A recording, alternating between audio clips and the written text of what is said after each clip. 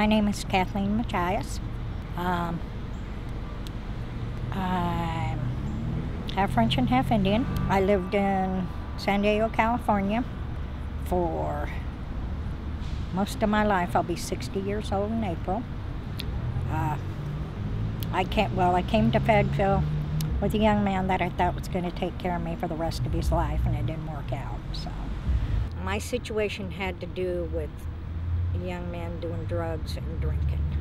I went to work one day with two black eyes. My boss called the police, and I couldn't press charges on this young man because he had threatened my life. And I had to get out. And my best friend, and God rest her soul, she told me, she said, "You got to get out of here."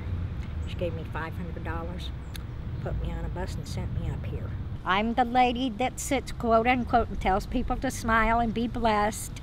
A lot of these college students look so sad.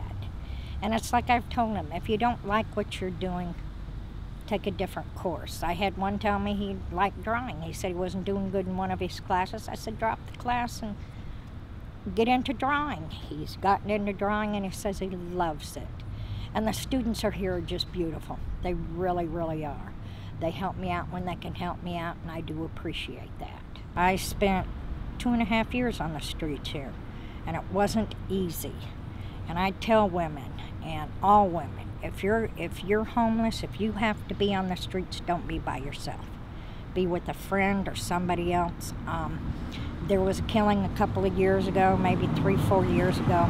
A homeless lady, never bothered anybody. They found her in a church, on church grounds, and somebody I guess they had slit her throat or something. I don't know all the details. When you're homeless, people who have money, they treat you like you're nobody.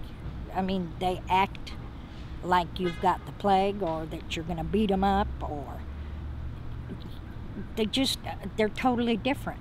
It's different now from when I was homeless. When I was homeless, it was like you could go different places to get fed, but the rich people, Wall Street people, for instance, we're not real thrilled with Wall Street. They just act like you're nobody. When you go downtown and you have people come out and say, well, we don't want you hanging around our store. I mean, you're not asking for anything, you're just there. You know, you're trying to figure out, where am I gonna go to get my next meal? Or how am I going to figure out where I'm gonna go lay my head at night? I go to the food banks because I'm a diabetic. And there's times I don't have the money to buy the food that I need. So I go to food banks, and people go, well, I wouldn't do that. If you had to do it, you would do it. Try this one time. Find a friend. Find a friend's backyard. Go out from Friday until Monday. Figure out where you're gonna sleep, how you're gonna eat, where you're gonna go to take a shower, where you're going to go to the bathroom. And people don't understand the bigwigs, and I wish that a lot of these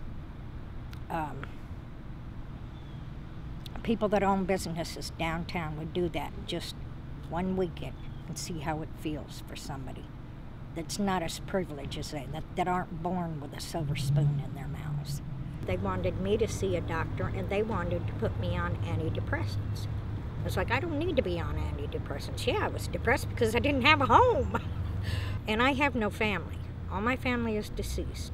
So it's just me. And it's real hard. And if I need something, I will ask. I'm not afraid to ask, just like you guys came and asked me if I wanted something to eat. Yeah, I did, yes. I don't have the food right now in my home, which I don't. It's not a big place, but it's big enough for me. I think you guys are great, and I think you need to go out and get more people's opinions, which I do. I think what you're doing is good. You need to see how the other side lives, how hard it is. And like I said, try it one day, just one weekend. You guys go out and get a sleeping bag and find somebody's backyard, or find a park, find somewhere, and see how it feels.